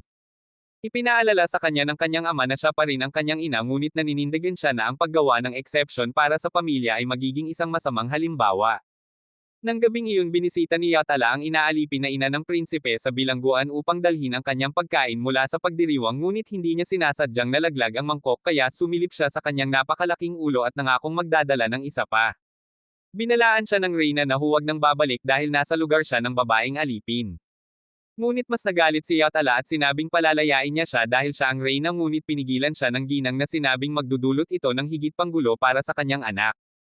Pagkatapos tinanong ni Yatala kung bakit siya ikinulong ng prinsipe kaya ipinaliwanag niya na siya ay nagkasala ng pagsisinungaling tungkol sa kanyang katayuan noong siya ay nagpakasal. Ngunit iniisip pa rin niya na isa itong dakilang babae alipin man o hindi. Iyon ay nagpapaalala sa kanya ng kanyang pagkabata noong nagkaroon ng kakapusan sa pagkain sa kanyang nayon at ang kanyang pamilya kabilang ang kanyang ina ng alipin ay brutal na dinurog sa ilalim ng isang elepante upang mabawasan ang bilang ng mga bibig na dapat pakainin at siya ay naiwang nag-iisa nang wala sila. Nang marinig iyon tinawag siya ng reyna na isang mabuting anak ngunit binalaan siyang muli na huwag maging mabait sa kanya dahil iyon ay gagawin siyang target ng lahat. Gayunpaman naniniwala si Yatala na pakikinggan siya ng prinsipe. Ngunit nang makausap niya ang prinsipe sa ibang pagkakataon bilang kapalit sa pagdadala ng pagkain sa kanya pinahampas siya ng prinsipe habang nakadina sa lupa at sinabihan siyang huminto sa pag-uugaling tanga. Sa pagkabigo tinanong ni Yatala ang prinsipe kung bakit niya ikinulong ang sarili niyang ina at sumagot siya na kailangan niyang parusahan ito sa pagsisinungaling at sa pagdadala ng maruming dugo ng Shakya sa kanyang mga ugat. Matapos siyang insultuhan pa ng prinsipe nagalit si Yatala at pinutol ang kanyang mga tanikala bago lumabas ng kastilyo. Bumalik sa kanyang silid na alala ng prinsipe kung paano nagbibiro ang lahat tungkol sa kanya bilang anak ng isang maruming alipin ng Shakyan at kung paano siya itinulak ng panlilibak na iyon na isakripisyo ang lahat sa paghahangad ng kapangyarihan. Biglang naputol ang kanyang pag-iisip ng isang mensahero na nagpapaalam sa kanya na nahanap na nila si Siddhartha. Nang marinig niya iyon agad siyang sumakay kasama ang isang hukbo upang manghuli sa kanya. Sa sandaling mahanap nila ang monghe inutusan niya ang kanyang mga tauhan na palibutan si Siddhartha at sinabi sa kanya na pinahirapan niya ang kanyang pamilya at dahil doon babayaran niya ito ng kanyang buhay. Pagkatapos sabihin iyon ang batang lalaki ay naghihintay ng isang reaksyon ngunit si Siddhartha ay nagpatahimik at sinabi sa kanya na kitilin ang kanyang buhay na gusto niya. Nang makitang kumilos si Siddhartha nang napakalma ipinahayag ng bata na papatayin niya ang lahat ng kanyang minamahal ngunit mahinahong itinanong ni Siddhartha kung ang paghihiganti ay nagpapasaya sa kanya. Pagkatapos ay sinabi niya na ang kanyang madilim na pag-iisip ay malamang na nagpapanatili sa kanya sa gabi at tinatamaan nito ang prinsipe kung saan ito nasasaktan. Ano man nagpasya siyang aiugoy ang kanyang espada upang angkinan ang kanyang ulo ngunit sa sandaling iyon ay kumidlat mula sa kalangitan at ginawa siyang itapon ang espada na dumapo sa harap ng Siddhartha. Pinulot ito ng monghe at lumapit sa prinsipe sa kanyang nakakatusok na titig na nakakatakot sa lahat ng mga kawal na nakapaligid sa kanya. Pagkatapos sinabi ni Siddhartha na ang mga madilim na kaisipang ito ay nagpapahirap sa kanya ng higit sa anumang pagpapahirap at iyon ang dahilan kung bakit ang kanyang buhay ay lubhang nakakaawa. Nang marinig iyon kinuha ng prinsipe ang kanyang espada at umatras sa kahihiyan. Bumalik sa kanyang silid na alala niya ang mga mata ni Siddhartha at ang nakakahiyang pagkawala ay nag-aambag sa kanyang pagkamuhi. Sa sandaling iyon isang mensahero ang nagdala sa kanya ng kakilakilabot na balita na ang isang salot ay pumupunit sa mga babaeng alipin at mabilis na kumakalat sa palasyo kaya hinimok niya siya na magpasya kung dapat nilang sunugin silang lahat. Matapos makita ang kaguluhan sa ibaba at pag-isipan ito inutusan siya ng prinsipe na sunugin ang mga ito. Samantala sa labas ng bilangguan si Yatala ay kumakain ng ilang merienda nang bigla niyang marinig ang lahat na nagdulot ng kaguluhan tungkol sa isang sunog sa malapit. Nang mapagtantong nagmumula ito sa quarters ng mga babae nagmamadali siyang pumunta doon habang tinatabi ang bawat gwardya na humaharang sa kanya. Binasag niya ang pader at hinahanap kung saan-saan ang reyna habang hindi pinapansin ang sumisikat na apoy. Pagkatapos niyang mahanap siya binasag ng higanti ang kanyang paraan palabas at lumaban sa harap ng gate ng kastilyo kung saan binasag niya ang isang malaking buta sa dingding at tuluyang umalis sa kaharian. Malayo sa kagubatan nagulat ang reyna na iniligtas siya ni Yatala ngunit sinundan ni Viridaka si Yatala at nahanap sila malapit sa isang lawa. Sa una masaya si Yatala na dumating siya upang tulungan ang kanyang ina ngunit ang makita ang parehong hitsura ng awa sa kanyang mga mata ay labis na nagalit ang prinsipe na ipinahayag niya na ang utos upang simulan ang apoy ay sa kanya at pagkatapos ay umalis pagkatapos utusan si Yatala na alisin ang babae. Nang marinig iyon nagbitiw si Yatala sa tungkulin at tinawag ang prinsipe na malamig ang loob ngunit sinabihan ng kanyang ina ang higanti na huminahon at hayaan ito para sa kanyang kapakanan. Natahimik si Yatala sa narinig at lumakad palayo sa kanyang mga bisig. Pagkatapos ng mahabang paglalakbay sa ilalim ng nakakapasong araw hinayaan niya itong magpahinga sa ilalim ng isang rock formation kung saan tinanong niya ito kung bakit niya ito tinulungan at masaya siyang sumagot na ipinaalala nito sa kanya ang kanyang ina. Sinabi niya na siya ay isang mabait na babae tulad niya at iyon ang dahilan kung bakit gusto niya itong maging kanyang bagong ina. Nang marinig niya iyon ay napakasaya niya hiniling niya sa kanya na ipakita sa kanya ang kanyang mukha at tiniyak sa kanya na hindi siya matatakot dahil siya ay isang mabuting bata na ikinagulat ni Yatala dahil tinawag siyang halimaw ng lahat sa buong buhay niya. Tinanggal niya ang kanyang maskara at dahan-daang tumalikod upang ipakita ang kanyang maamong mukha at sinabi sa kanya ng reyna na malugod niyang hahalili ang kanyang ina. Sa pag-iisip tungkol sa isang masayang buhay kasama ang kanyang bagong ina si Yatala ay naging tunay na masaya at itinapon ang kanyang maskara ngunit pagkaraan ng ilang araw nang makabalik siya na may dalang mga pruta sa kanyang mga bisig nakita niya itong walang malay at ibinagsak ang lahat sa lupa. Hindi nagtagal ay napagtanto niya na siya ay namatay at nagsimulang umiyak ng malakas ang kanyang mga hiyawan ay umaalingaw-ngaw sa kaparangan. Pagkatapos nito dinala niya ang kanyang katawan sa isang mahabang distansya sa kagubatan kung saan hinuhukay niya ito ng isang libingan na may mga luhang umaagos mula sa kanyang mukha habang marahang inilalagay siya sa loob. Nang gabing iyon natutulog siyang yakap-yakap ang kanyang libingan at kinabukasan ay nagsimula siyang gumala ng walang patutunguhan sa iba't ibang lupain at lungsod na nalulungkot at nasisira at hindi makatulog sa gabi tulad ng prinsipe na ngayon ay malungkot. Isang gabi sa wakas ay sumuko siya sa kawalan ng pag-asa at tumalon sa isang talon ngunit kahit na iyon ay nabigo upang wakasan siya dahil ang kanyang napakapangit na katawan sa paanuman ay nakaligtas sa pagkahulog. Sa matinding paghihirap nakikiusap siya sa Panginoon ng kulog na saktan siya at wakasan ang kanyang pagdurusa ngunit walang nangyari. Pagkatapos lumakad siya sa ilog hanggang sa paglubog ng araw nang bigla niyang napansin ang isang bagay na kumikinang sa malalim na kagubatan sa unahan. Doon nakita niya si Siddhartha na mahinahong nagmumuni-muni sa katahimikan. Dahan-dahan siyang lumalapit at lumuhad sa harapan niya sinasabing gusto na niyang mamatay dahil siya ang pinakamalungkot na tao sa mundo. Tahimik na nagtanong si Siddhartha kung bakit siya hindi masaya kung saan ipinaliwanag ni Yatala na ang kanyang mga tunay na magulang ay dinurog ng isang elepante at nawala ang kanyang pangalawang ina sa salot na kasing bilis ng nakuha niya sa kanya. Nang marinig iyon malumanay na sumagot si Siddhartha na ang kanyang mga magulang ang tunay na malas. Ngunit hindi iyon pinansin ni Yatala at galit na nagtanong kung bakit hindi pinarusahan ang prinsipe na nagpabeye sa sarili niyang ina. Si Siddhartha ay mahinahong nakikinig sa kanya at pagkatapos ay sinabi na ang prinsipe ay ang pinaka-nagdusa dahil bilang isang prinsipe na ang ina ay isang alipin kailangan niyang kumilos ng malamig sa buong panahon at panoorin itong pumanaw ng walang magawa at ngayon ay kailangan niyang mamuhay na may dugo ng libo-libo at ng kanyang sariling ina sa kanyang mga kamay. Sa kabilang banda si Prinsipe Viradaka ay nagmamadaling pumunta sa libingan ng kanyang ina at nakipag-away sa ilang mga hyena dito bago siya mabalisa na hinukay na may mga luhang umaago sa kanyang mukha. Niyakap niya ang malamig na katawan nito at pinakiusapan na sabihin ang pangalan ng kanyang walang utang na loob sa huling pagkakataon at patawarin siya dahil wala siyang ibang pagpipilian kundi maging kasing lamig na kailangan niyang pamunuan ang kaharian ng hindi nagpapakita ng anumang kahinaan. Bumalik sa kagubatan mahinang inulit ni Siddhartha na walang alinlangan na ang prinsipe ay isa sa mga pinakakapos-palad na lalaki sa kaharian. Ipinagpatuloy niya na bilang isang taong nakakaalam ng pagdurusa dapat na mas maunawaan ni Yatala ang sakit ng iba kaysa sinuman. Nang marinig ang lahat ng ito ang higanti ay nakaramdam ng parehong lungkot at galit sa parehong oras at hinawakan niya ang kanyang ulo at sumigaw bago ito ibinagsak sa lupa sa pagkabigo. Pagkatapos dahan-dahang ipinatong ni Siddhartha ang kanyang mainit na kamay sa balikat ng higanti at ibinahagi na nawalan din siya ng kanyang ina sa ilang sandali matapos siyang ipanganak ngunit dahil ipinanganak siya nito nagawa niyang makilala siya ngayon. Ipinaliwanag niya na ang lahat ng buhay ay may layunin at mayroong isang maselang ugnayan sa pagitan ng lahat ng nabubuhay na nilalang. Kung si Yatala ay hindi umiral ang balanseng iyon ay masisira at sa gayon siya ay mahalaga. Sinabi niya na tinutupad niya ang kanyang layunin at naiimpluwensyahan ang maraming buhay sa pamamagitan lamang ng umiiral. Nang marinig na may halaga ang kanyang buhay natigilan si Yatala. Pinaalalahanan siya ni Siddhartha na iniligtas niya ang maraming tao at binigyan siya ng halimbawa ng kanyang tunay na mga magulang noong una nila siyang nakita. Pagkatapos ay dinala niya ang kaligayahan sa ina ni Prinsipe Ferdaka sa pamamagitan ng pagpapakita ng kabaitan sa kanya at sa wakas sa prinsipe mismo na ngayon ay makakapagpahinga ng malaman na ang kanyang ina ay pinakitunguhan ng isang tao. Nang may luha sa kanyang mga mata muling nagtanong si Yatala kung ang isang tulad niya ay pinahihintulutang mabuhay pagkatapos ng dugo ng marami sa kanyang mga kamay at tiniyak sa kanya ni Siddhartha na ayos lang. Ang pagdinig nito ay gumagalaw ng husto sa higanti kaya tinawag niya si Siddhartha na isang dakilang tao at hiniling na maging kanyang alagad. Ngunit mapagpakumbabang itinanggi ni Siddhartha ipinaliwanag na siya ay estudyante pa rin sa pagsasanay at nasa gitna ng pagluluksa tulad ng kanyang sarili. Kaya tulad ni Tate nakiusap si Yatala sa kanya na gawin siyang kanyang unang disipulo kapag natapos na ang kanyang pagsasanay at nanunumpa siyang maghihintay hanggat kinakailangan. Pagkatapos ay pinasalamatan niya siya sa pagtuturo sa kanya ng tunay na kahulugan ng buhay at mga lead. Sa sandaling iyon si Siddhartha ay nabigla sa lahat ng kanyang sinabi at nagtataka kung ano ang eksaktong dumating sa kanya sa sandaling iyon.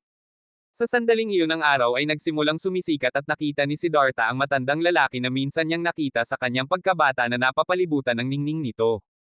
Sinabi sa kanya ng matanda na siya ay naliwanagan at binigyan siya ng titulong Buddha na nangangahulugang ang nagising. Pagkatapos ay sinabi niya sa kanya na ang kanyang misyon ay ipalaganap ang kanyang mga turo sa sangkatauhan hanggat may buhay at turuan ang mga tao kung paano mamuhay. Sa sandaling iyon ang espiritual na kaharian ay makikita kay Siddhartha at isang pamilyar na boses ang nagpapaliwanag na ang mga tao ay tulad ng mga bulaklak ng lote sa pagsilang namumulaklak na may walang limitasyong potensyal. Ngunit isang trahedya na napakaraming magagandang bulaklak ang nawala sa putikan. Kaya naman tungkulin niya bilang Buddha na tulungan ang mga bulaklak na mamulaklak at malugod na tinanggap ni Siddhartha ang tungkuling ipinagkatiwala sa kanya. Hindi nagtagal pinalaya ni Prinsipe Virdaka ang mga aliping Shaikian habang si Tate Meghala at ang mga monghe ay nagpapatuloy sa kanilang buhay. At si Siddhartha ay nagsimula sa isang mahabang paglalakbay bilang Buddha upang iligtas ang sangkatauhan. Ngunit diyan nagtatapos ang video na ito.